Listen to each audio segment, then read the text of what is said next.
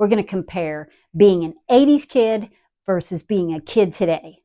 Which one is better? I'll leave it up to you to decide.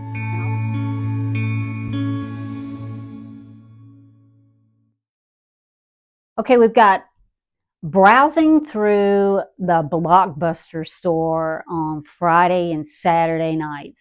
I mean, you'd be in there for an hour at least, right? Pick out all the videos you were going to take home for the weekend.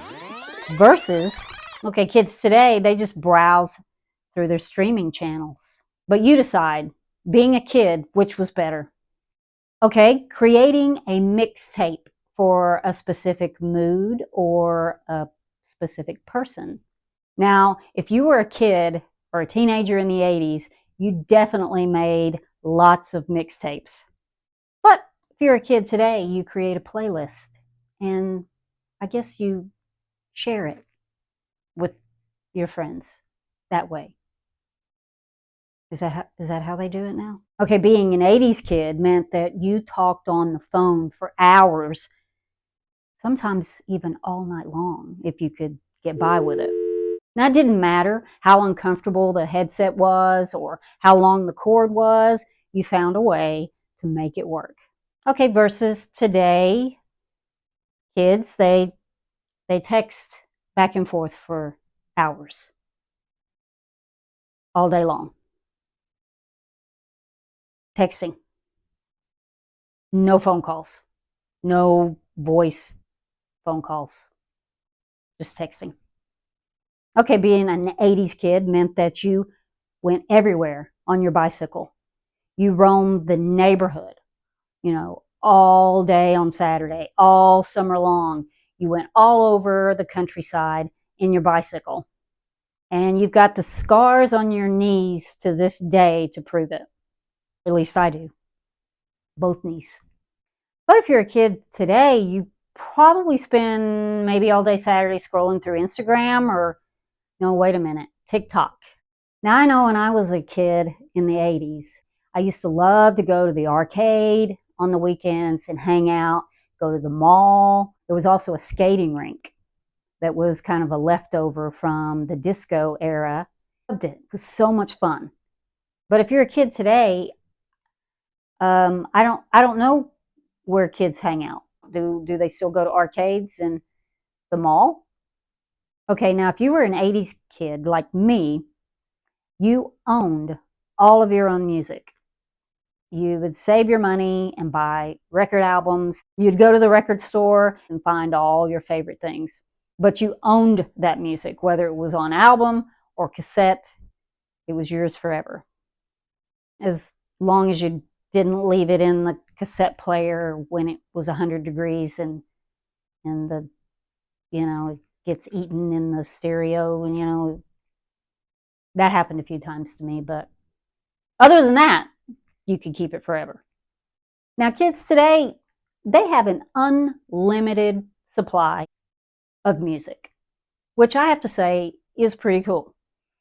You can stream it 24 hours a day, unlimited. You just pay a flat fee. You can have every album, every artist at your fingertips. But you have to keep paying that monthly fee, because the first day you cancel, then you've lost all that music.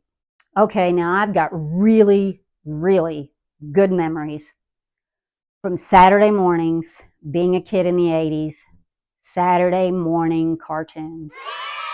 I mean, no matter what time you got up, you could watch cartoons all the way up until lunchtime. You had your choice from 3 different channels.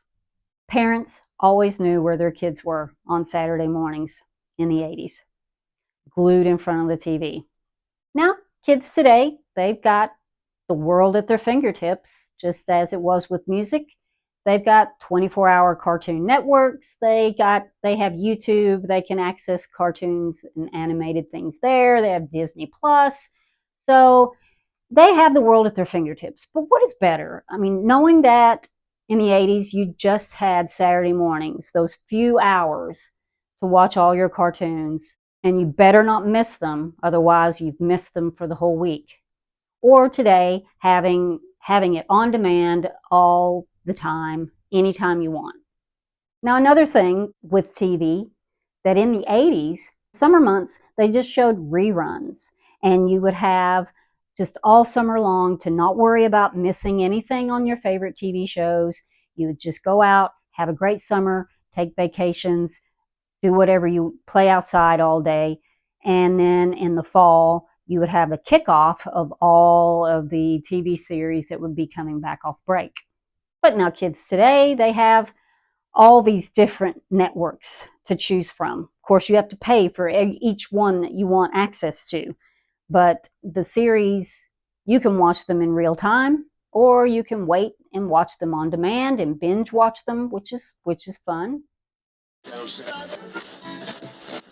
Back in the 80s, you just had a few channels to choose from. You knew everything was limited. You knew that you needed to watch it when it came on. You would make plans to be in front of the TV at a certain time on a certain night. Every week revolved around the favorite shows that you and your family enjoyed. Which was better? Okay, in the 80s, I don't know about you, but I considered myself a photographer extraordinaire. Now, you just took pictures. You hoped they turn out right, but you wouldn't know until you went and picked up your film after getting it developed.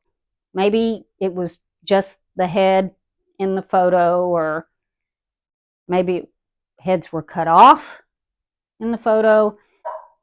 I wished I'd had a do-over, but then I look back on them with fondness, and we kind of laugh at all the floating head photos.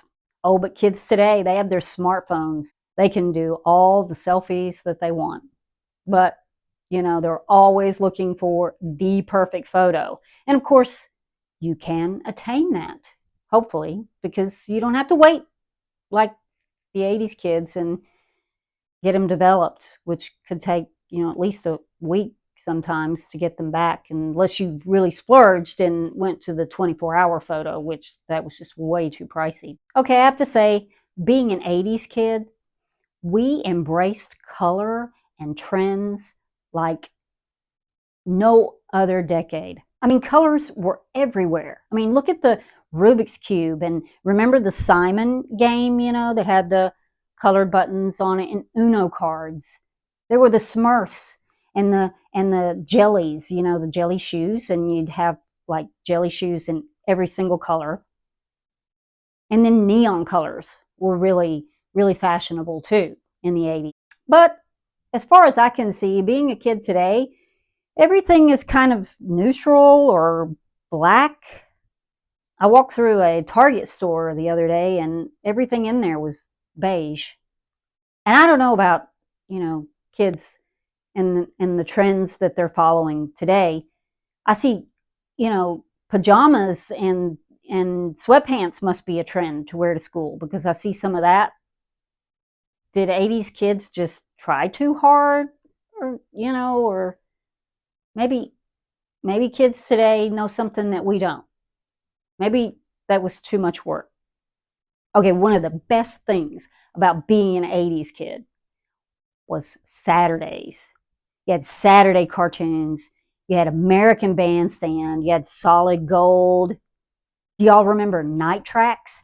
It came on, I think, Friday and Saturday nights, pretty late at night, and played for 3 or 4 hours. It had all the popular videos. On Saturdays, that's the day we went to the malls. And in the 80s, all of the malls were shiny and new, and that's when they had the big fountains down the hall with all the tropical plants around them, and people would throw all their change in the fountain water. And I was a kid and kind of wanted to get it out.